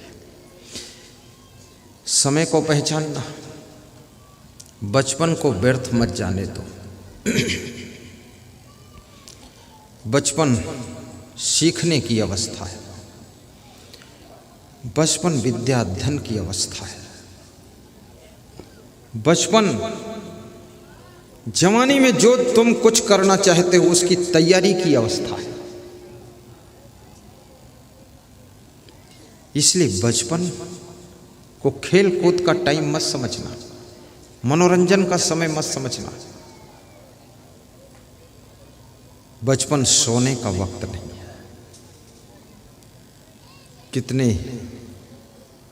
15 साल की उम्र के बच्चे 10-10 घंटे सो रहे हैं। जितना टाइम मिल जाए उतना सो लेते हैं। अधिक सोने से भी तुम्हारा स्वर्णिम समय व्यर्थ चला जाता है और शरीर आदत को पकड़ता है। तुम इस शरीर को ज़्यादा सुलाओ तो ये ज़्यादा सोने की आदत पकड़ लेगा, ज़्यादा खिलाओ तो ज़्यादा खाने की आदत पकड़ लेगा, और ज़्यादा कपड़े पहनाओ तो ज़्यादा कपड़े पहनने की आदत पकड़ लेगा। और इसको कम कपड़े पहनाओ तो कम कपड़ों में भी ये रह लेगा, और इसको कम खिलाओ तो कम खाकर भी ये जीवित रहेगा, और इस शरीर को कम सुलाओ तो कम सोकर भी ये खुश रहेगा। ये शरीर बड़ा विचित्र है, ये आदतों में ढलता है। गढ़मुक्तेश्वर में एक सज्जन के निवास पर मैं ठहरा तो मेरे लिए इतना ऊंचा स्प्रिंग का गद्दा लगा दिया। उन्होंने सोचा मैं गुरुदेव का ज़्यादा सम्मान कर रहा, मैं उस गद्दे पर सोया तो उसमें धंस गया, 1 फुट अंदर चला गया मैं। जब वो सेठ जी चले गए, मिलिट्री के कर्नल थे, वह विदा हो गए, मुझे सुला के, तो मैं उठा तो बड़ी मुश्किल से उसमें धंस गया था तो निकल पाया। और निकल करके जमीन पर एक दरी बिछी हुई थी, उस पर एक कपड़े की चादर बिछाकर सो गया। सवेरे जब वो आए उन्होंने देखा कि महाराज जी तो जमीन में सोए। दरवाज़ा खोला मैंने तो बोले कि आपके लिए ही गद्दा स्पेशल था। मैंने कहा मैं तो ज़िंदगी में इतना कोमल पर सोया ही नहीं, मैं तो उसमें धंस गया, तो उससे निकलने में टाइम बहुत लगा, मेहनत करना पड़ा और मुझसे नींद ही नहीं आ सकती। इस शरीर को जैसा तुम ढालो वैसा ढल जाता है। ये जो मांस मछली खाते हैं लोग, अंडा मुर्गी कुकरी खाते हैं लोग, इन्होंने अपनी जिह्वा को वही स्वाद लेने के लिए तैयार कर लिया कि मछली का टुकड़ा जब मुंह में दबाकर दांतों से चबाते हैं तो उसकी जो कचकचाहट का टेस्ट है, फिर वो आदत पकड़ती है जिह्वा, फिर बार बार मछली खाने का मन होता है। और मछली में है क्या? एक तरफ तुम कहते हो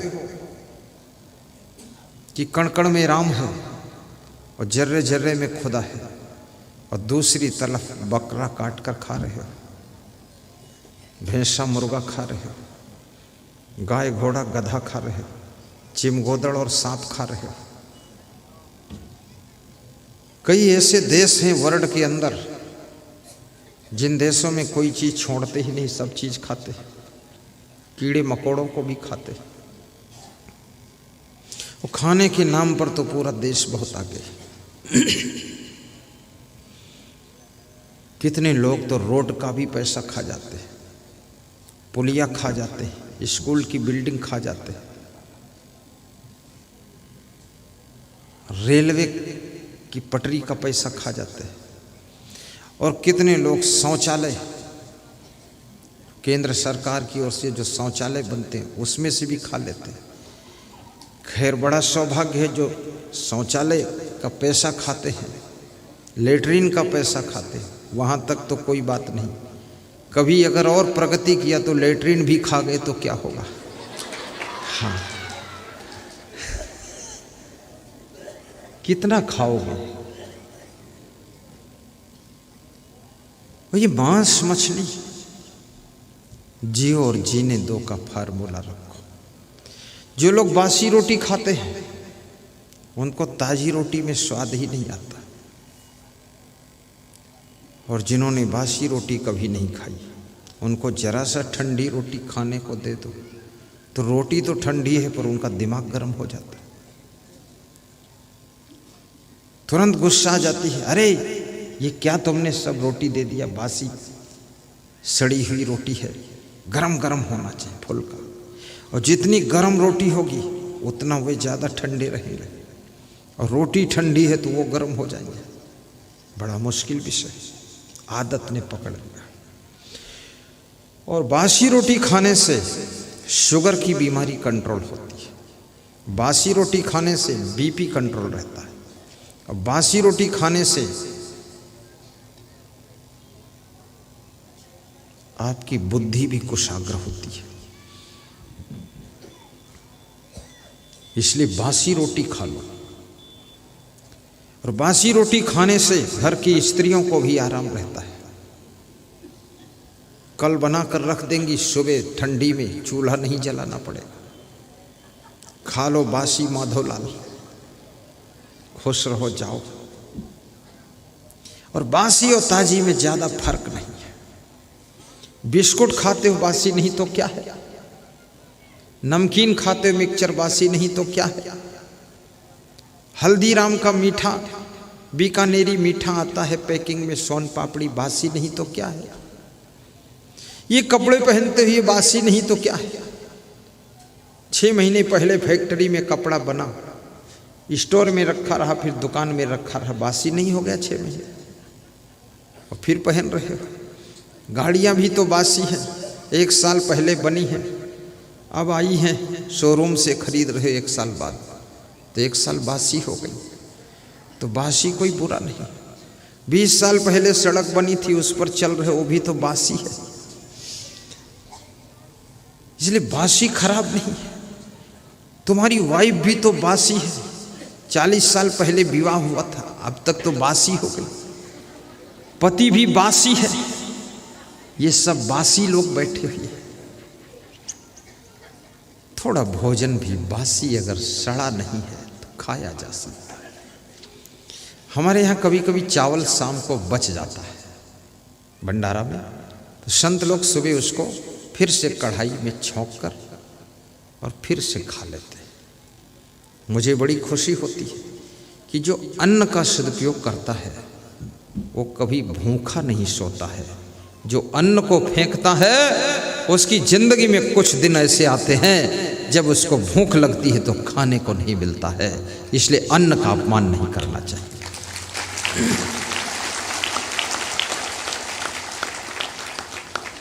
अन्न तो उतना ही लीजिए जितना भूख है। यहाँ भंडारा चल रहा है, फेंकने वाले लोग पत्तल में ज़्यादा ले लिया, फिर खा नहीं पाए, फिर लपेट के बाहर फेंक दिया, बहुत पाप लगेगा। भंडारा खाने से बहुत पुण्य मिलता है, लेकिन भंडारे की रोटी और भंडारे की पूड़ी और चावल और दाल फेंकने से वो पुण्य छीण हो जाता है। मान लिया सबने एक एक पूड़ी फेंक दी, 10,000 लोगों ने, तो 10,000 पूड़ी फेंकी गई। और एक आदमी मान लिया 4 पूड़ी खाता है, तो 10,000 पूड़ी में कितने 2,500 लोग खाएंगे। 2,500 लोगों के खाने भर की पूड़ी तुमने फेंका है, तो इसका पाप तो लगेगा ही। इसलिए अन्न को देवता कहा गया है, अन्न को ब्रह्म कहा गया है। अन्न को फेंकना नहीं चाहिए, खराब नहीं करना चाहिए। और चाणक्य ने तो यहां तक लिख दिया है, मूर्खा यत्र न पूज्यन्ते धान्यम यत्र सुसंचितम दाम्पत्य कलहो नास्ति श्री स्वयं आगता। जिसके घर में मूर्खों का सम्मान नहीं होता है, जिसके घर में अन्न का अपमान नहीं होता है, और जिसके घर में पति पत्नी में झगड़ा नहीं होता है, उस घर में लक्ष्मी हमेशा निवास करती है, कभी गरीबी और दरिद्र नहीं आता है।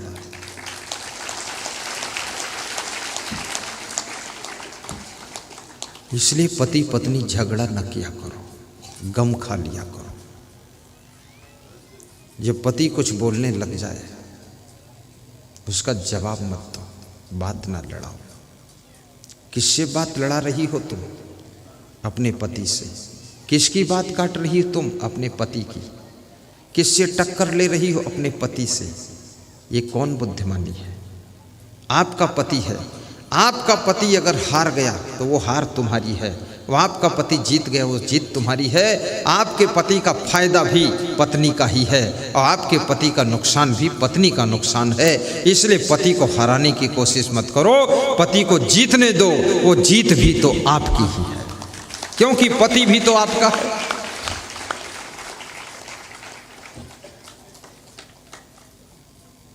और आपकी पत्नी कभी कुछ जिद कर देती है, ज़्यादा उससे तर्क वितर्क मत करो,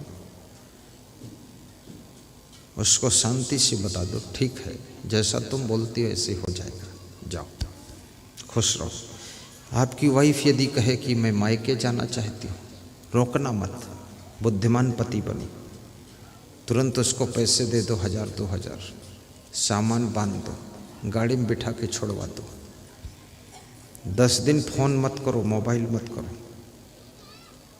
11वें दिन उसका फ़ोन आ जाएगा कि मैं आना चाहती हूँ, तो तुम ये कह दो, आइए आपका घर है, लेकिन बहुत दिन बाद गई हो, 10 दिन और रह लो अपने माता पिता के पास।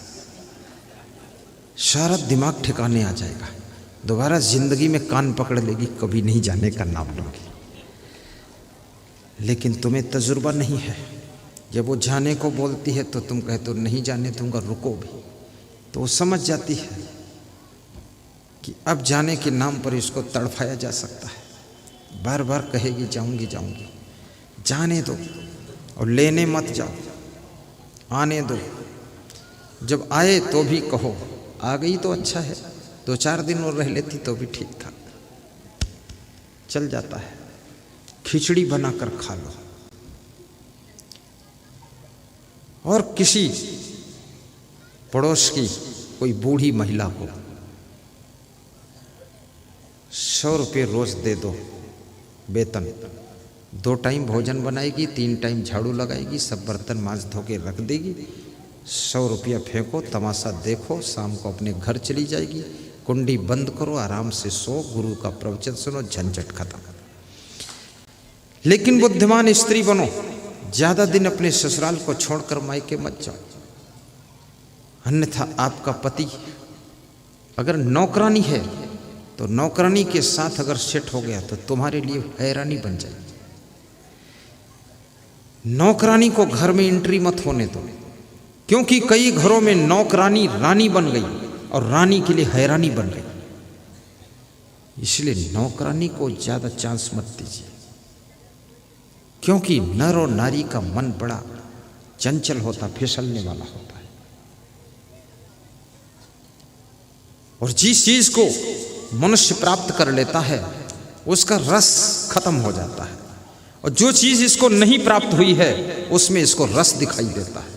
जो गाड़ी तुमको मिल गई है अब उस गाड़ी में तुमको खुशी नहीं है, जो गाड़ी नहीं मिली है उस गाड़ी पर तुम्हारी नजर है। जो स्त्री तुम्हारी पत्नी बन गई है उसमें अब तुमको कोई रस नहीं है, लेकिन जो स्त्री दूसरी कोई निकलती है उसमें तुम्हें रस दिखाई देता है। दूसरा पुरुष निकलता उसमें रस दिखाई देता है, और वो पुरुष और वो स्त्री जिसमें रस दिख रहा, वही अगर तुम्हारा पति तुम्हारी पत्नी बन जाती तो उसमें भी आज तक रस खत्म हो गया होता। इसलिए याद रखना, इस चंचल मन को नियंत्रित कीजिए और चंचल भैंस जैसी आदत छोड़ दीजिए। एक भैंस थी, भैंस की कहानी है। तो उस भैंस को जो किसान पाल रहा था, उसके पास में 50 बीघे गन्ना था और गन्ने में घास थी। वर्षा का ऋतु, तो भैंस को ले जाकर गन्ने में छोड़ दिया कि अपना गन्ना, अपनी भैंस, अपनी घास खूब खाए, शाम को दूध देगी, किसी से झंझट नहीं। और भैंस को 50 बीघे के प्लाट के गन्ने में छोड़ा। और भैंस तो भैंस, उसने सोचा अरे इतनी हरी भरी घास, तो थोड़ा आगे बढ़ूं, और आगे बढ़ी। 5 मिनट में 50 बीघे गन्ने को क्रॉस करके दूसरे के गन्ने में चली गई। दूसरे के गन्ने का मालिक आया, डंडा लेकर बोला तुम्हारी भैंस मेरे गन्ने में।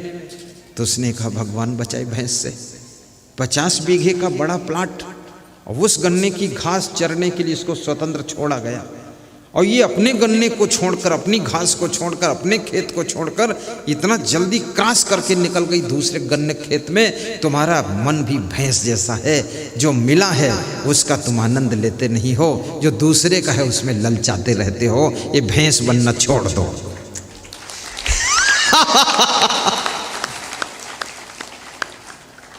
ये आंखों देखी घटना है। बचपन में मैंने देखा था, बचपन में देखा था, वो कहानी आज याद आती है।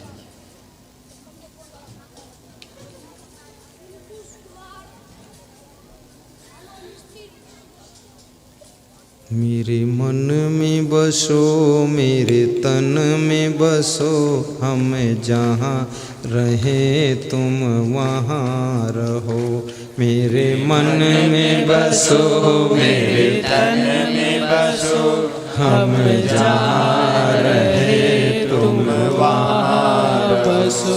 मेरे मन में बसो, मेरे तन में बसो, हम जहाँ रहे तुम वहाँ बसो। मेरे मन में बसो, मेरे तन में बसो, हम जहाँ रहे तुम वहाँ बसो। मेरे मन में बसो, मेरे तन में बसो, हम जहाँ रहे तुम वहाँ बसो। मेरे मन में बसो, मेरे तन में बसो, हम जहाँ रहे तुम वहाँ बसो। बोलिए सद्गुरु भगवान की जय। बहुत आनंद आ रहा है, थोड़ा और समझना। विद्यार्थी जीवन एक साधना का समय है, त्याग का समय है। और जब तुम्हारे अंदर त्याग की क्षमता आ जाती है, अब कुछ देखने का मन नहीं है, नहीं देखन की चाह है, नहीं सूंघन की चाह, नहीं मिलने की चाह है, केवल तन निर्वाह। वैज्ञानिक कौन बनता है? जो अपने मन को नियंत्रित करता है और शक्तियों को नियंत्रित करके देखो तो तुम्हारी जिंदगी में चमत्कार क्या होता है। जब महिलाएं भोजन बनाती हैं, किसी भगोना में, पतीली में जब दाल को चढ़ाती है, 1 घंटे तक आग जलाती रहती, दाल नहीं पकती। और वही दाल, वही पानी, वही महिला, वही किचन, वही चूल्हा, जब कुकर में दाल को डाल देती है, 5 मिनट के बाद पहली सीटी बज जाती है कि आधी दाल पक चुकी है। 8 मिनट के बाद दूसरी सीटी बजती है कि पूरी दाल पक चुकी है। और तीसरी सीटी जब बजती है, तुरंत वो महिला दाल को उतार लेती है कि अब बिल्कुल फाइनल कंप्लीट हो गई। जो दाल 1 घंटे तक नहीं पकती है चूल्हे पर, पतीली में, भगोना में, गंजी में, वही दाल कुकर में 5 से 10 मिनट में पक जाती है। कारण क्या है? पतीली में स्टीम कंट्रोल नहीं है और कुकर में स्टीम कंट्रोल है। और कुकर में स्टीम कंट्रोल है तो 1 घंटे में होने वाला कार्य 10 मिनट में हो जाता है। अगर आपने अपने मन की स्टीम को कंट्रोल किया है, इंद्रियों की स्टीम को कंट्रोल किया है, बुद्धि की स्टीम को कंट्रोल कर लिया है, तो याद रखना 10 जिंदगी में होने वाला कार्य 1 जिंदगी में करके तुम दिखा दोगे।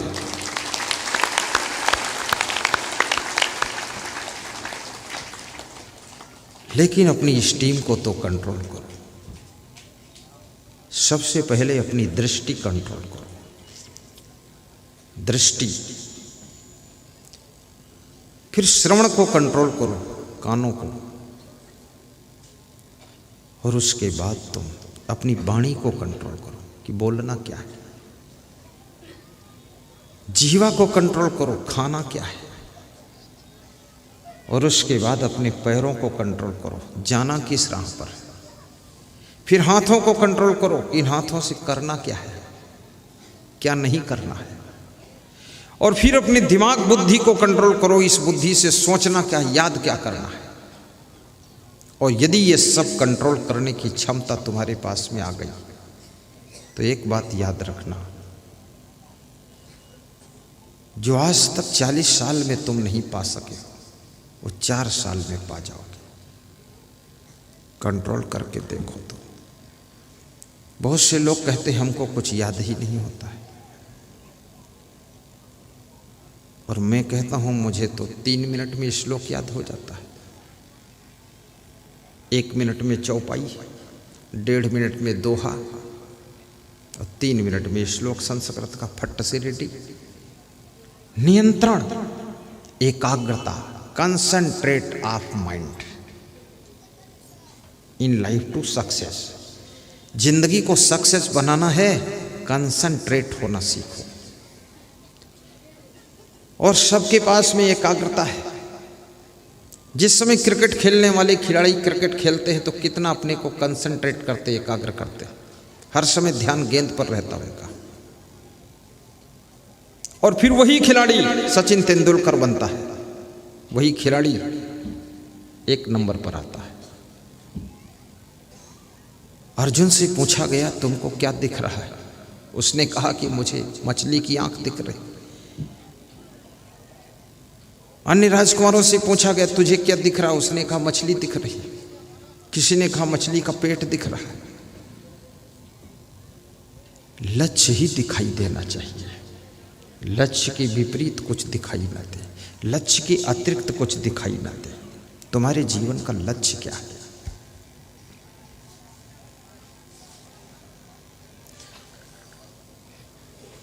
जवानी भी परमानेंट नहीं मिली है, थोड़े दिन का तूफान है ये।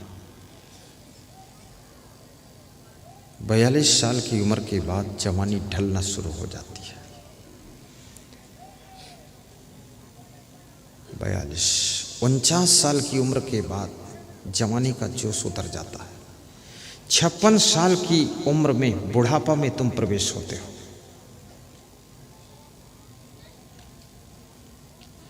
और याद रखना,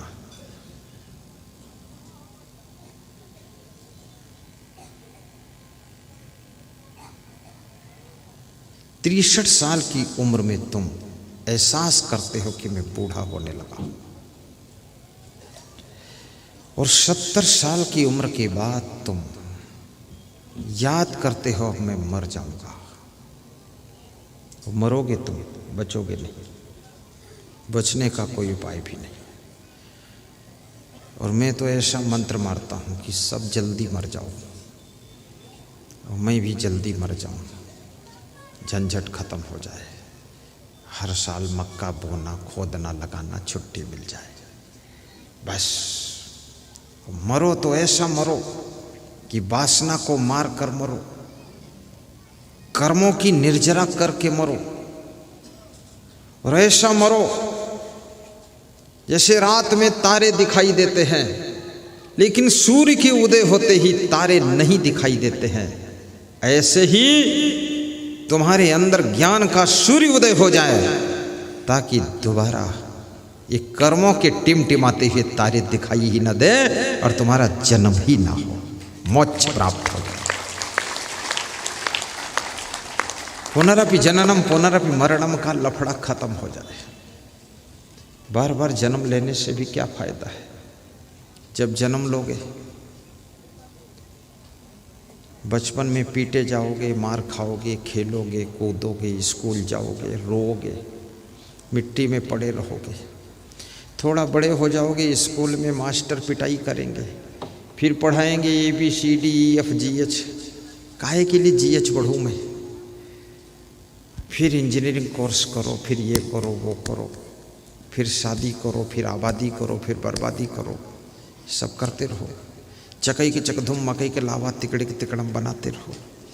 फिर बूढ़े हो जाओ, बीमार हो जाओ, दवाई खाओ, ऑपरेशन कराओ, फिर मर जाओ। फिर जिंदगी भर साली साला सरहज फरहज के चक्कर में पड़े रहो। सारा झंझट खत्म हो जाएगा मोक्ष को प्राप्त करने से। इसलिए मोक्ष की आवश्यकता है। और मोक्ष कठिन नहीं है, बहुत आसान है। याद करो,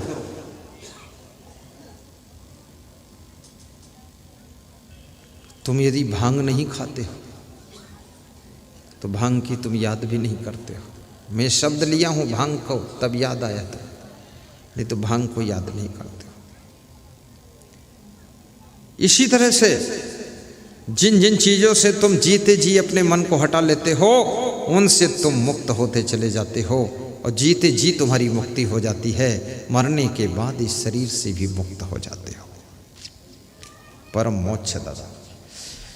यदि मुक्ति दिल से सही चाहते हो तो संसार से मन हटाना पड़ेगा। यदि मुक्ति दिल से सही चाहते हो तो संसार से मन हटाना पड़ेगा। यदि मुक्ति दिल से सही चाहते हो तो संसार से मन हटाना पड़ेगा। हटाना पड़ेगा, हटाना पड़ेगा, हटाना पड़ेगा, हटाना पड़ेगा।